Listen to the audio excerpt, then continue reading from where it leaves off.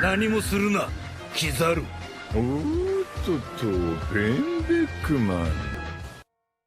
Salut à tous, bienvenue pour cette nouvelle théorie. Par cette période un peu spéciale que nous vivons aujourd'hui, je reviens avec une théorie plutôt intéressante pour vous divertir. En fait, je vais revenir sur des événements qui ont fait parler et qui font toujours parler. Je parle de la fameuse scène où nous voyons le personnage de Im-sama. Donc, pour cette théorie, je suis allé sur des forums et regardé les épisodes de la rêverie pour prendre des éléments du manga et d'autres sont pris de théories du coup que j'ai pu lire sur certains forums. Que je trouve plutôt d'ailleurs intéressantes, certaines théories, et en rassemblant le tout, eh bien, j'ai fait aussi ma propre théorie. Et aussi, comme ça, vous savez comment je procède pour faire mes fameuses vidéos. Comme beaucoup de personnes, je pense que Im pourrait être la mère de Luffy. Je m'explique, j'insiste même sur le pourrait, parce qu'avec Oda, on n'est sûr de rien. Puis j'ai lu aussi quelque chose d'intéressant, certaines personnes disent même que ça pourrait être aussi la femme d'Oden. On le sait, elle peut jouer avec le temps, mais le souci c'est que je me pose la question, pourquoi serait-elle méchante? Du coup, revenons à ma théorie. Justement, en parlant d'Oda, en 2010, je vous mettrai d'ailleurs la source, si cela vous intéresse, en barre de description, il y a un article qui est sorti où justement il parlait de la fameuse mère de Luffy. Donc je reprends la phrase, il dit « Je crois qu'elle est vivante, j'y réfléchis encore beaucoup, mais si elle apparaît dans l'histoire, ça serait une femme très dure et stricte. C'est impossible que ce soit une belle-mère. Elle a les cheveux permanentés d'une femme d'âge moyenne. » Cette phrase va être importante. Le fait que Oda y réfléchissait me fait penser que nous connaissons simplement le personnage de Im qu'à partir de l'épisode, il nous apparaît pour la première fois au chapitre 906 du coup, et à l'épisode 885. Donc ça date maintenant, il me semble, d'il y a 1 an ou 2 que nous connaissons ce personnage.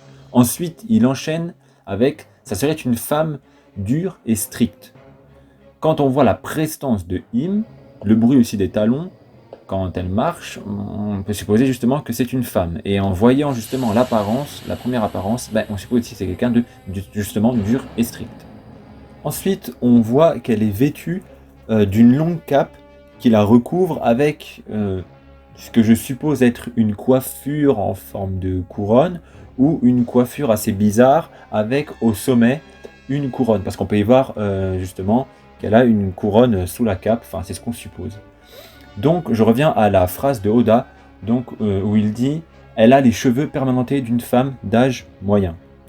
Donc ça correspond tout à fait pour moi à une espèce de permanente en forme de couronne, ou justement une coiffure bizarre où il y a une couronne qui y repose. Ensuite, avec ce fameux regard qu'on voit, assez justement strict et dur, avec les yeux rouges, on se doute que ce n'est pas non plus une jolie femme qui s'y cache sous cette cape noire. Donc référence aussi à la partie de la phrase où Oda dit que c'est impossible que ce soit une belle-mère. Ensuite, pourquoi Im pourrait être la mère de Luffy?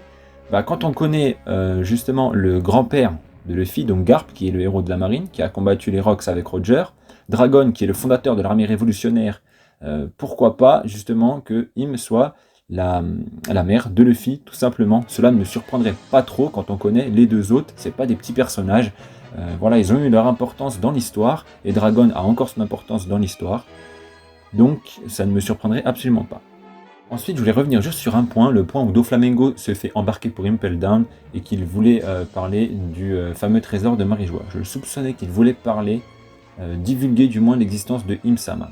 Car pour moi, personne, à part justement le Gorosei et les dragons célestes, bien que les dragons célestes, je me demande si eux aussi savent l'existence de Im-sama, ont l'air de connaître justement l'existence de ce personnage, qui est un personnage quand même qui est tout simplement hyper influent et qui a le pouvoir de vue de mort sur n'importe quel être.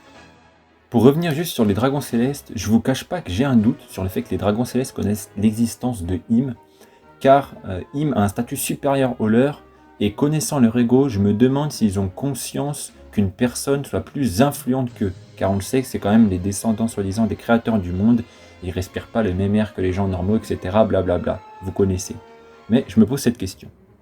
Ensuite, je voudrais juste revenir sur l'épée plantée sur la photo de Shirahoshi, le manche de cette épée est rouge.